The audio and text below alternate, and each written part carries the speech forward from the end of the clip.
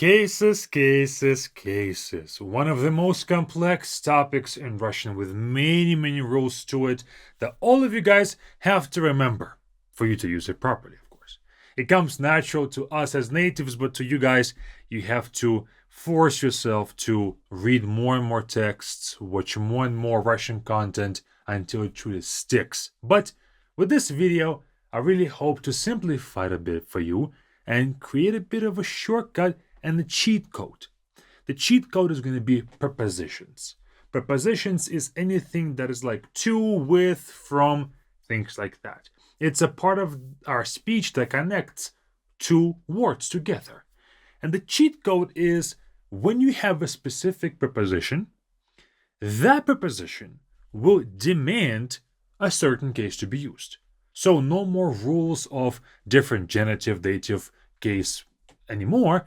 It's just the preposition plus case dependency. Now, if this is the first video of yours when it comes to cases, this will be very confusing. Watch this one instead. This one's going to be the intro to cases, after which come to this video and learn more about it. So, in Russian, we have a ton of different prepositions, and each of them requires a specific case. Sometimes, though, one preposition can require two cases depending on the meaning. But I'll talk about that as we go along. So, let's start with nominative.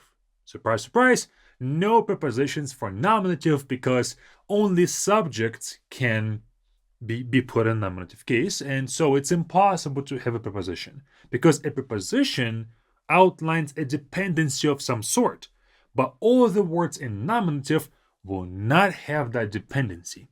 They will be the ones establishing dependency, so they won't have it. Now, genitive case. For genitive, we have 5 different prepositions. We have без, вместо, до, около, and для. So we have без means without, вместо means instead, до means before, около means near, and для means for. Whenever you see these prepositions, just put the next word in genitive case. Don't even think about it. Yes, there are certain usages of genitive that we might have to look out for. It's the origin, it's the negation, but all of that gets thrown out the window whenever you see these prepositions. Now, of course, this is not a full list. This is the most common ones, the ones that you will see most likely. It's simply kind of not wise, really, for us to learn all the prepositions plus cases because it's impossible for you to retain that. I mean, of course, over time you will, but just in the span of one video, kind of pointless. So 5 is going to be our maximum. Yeah, the rest will have 3 or 2 even. So for genitive, because genitive is very common, we have more common prepositions to be used with genitive. So let's just look at this in an example. For example, я сделал это для мамы. I made this for mom. Для мамы. Мамы here is genitive case. Note that я is not genitive case. Это is not genitive case. Whatever is after для is put in genitive case like this мамы. There's no way that I could have said я сделал это для маме, мамой. Impossible. It's a mistake 100% of the time. So there's no exceptions to this dependency. I can say я сделал это без мамы, without mom, вместо мамы, instead of mom. What else? До мамы, before mom, около мамы, near mom. Okay? So it doesn't matter which preposition we choose out of the list that we just covered, they all will have mama here as genitive case. Briefly again, here are the 5 prepositions for you guys to remember. Just take a snapshot with your eyes right now and take a screenshot with your eyes so maybe this information can be retained for a long time. But of course, the best way to retain these preposition plus case dependencies is through practicing. The practicing of cases, of course. And we have it on Be Fluent. Check it out with the first link in the description. And under our exercises tab, you have cases. And there we have a ton of exercises for cases, of course, where you can practice cases in all of its different usages, and prepositions plus cases will be introduced there as well for your extra practice. So if you want this concept to stick in your memory for a long time, then that's the best approach, is the practical approach. Access these exercises for free with a 7-day free trial with the first link in the description. Once you make an account, the second link is for you. Okay, back to our cases plus prepositions. Next case is dative.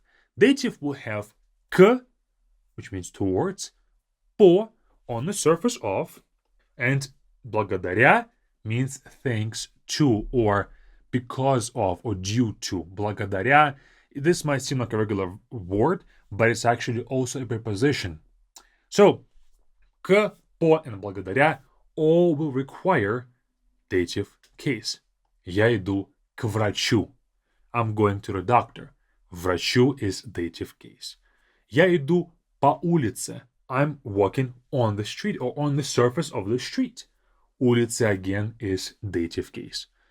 Я сделал это благодаря маме. Back to our original sentence. I made this thanks to mom.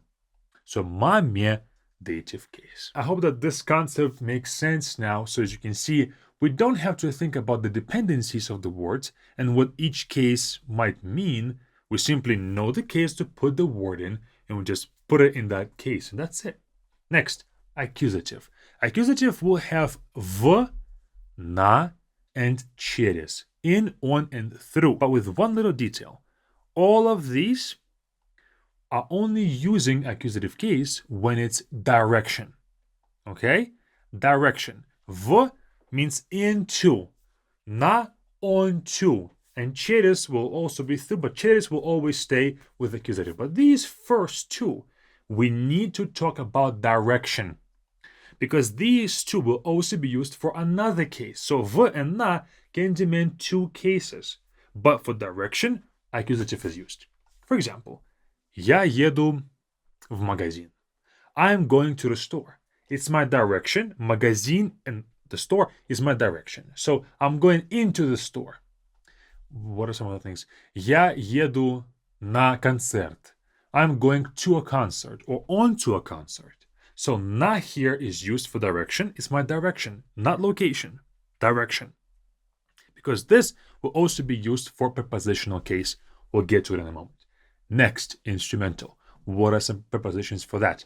We have с with, за behind, and под means under. These two, за and под, are used with instrumental when it's location. Okay, not direction. In Russian, direction and location concepts are pretty common, and so for these case purposes, it's also going to be used here too. So за and под only for location. For direction, these would require accusative case. We didn't mention them then because we're trying to keep this list of prepositions shorter. Okay, so за and под will talk about location, and с, of course, means with. In fact, с is the most common usage of instrumental case across the board, with or without prepositions. Finally, on to prepositional. Prepositional is only used with v, na, and o. It will not be used outside of these three because it's prepositional case. It requires a preposition. It will not be used without a preposition. In fact, it will not be used without these three prepositions. V and na, we have already seen them in accusative case. These now talk about location. And, of course, o means about. Let's compare. Я в магазине. I'm in the store. So, магазине is location. I am in it. I am located in the store. Now, let's keep this в. Я еду в магазин. I'm driving to the store. So now, I'm not in the store anymore. I'm directed to the store. So, this магазин is now accusative case.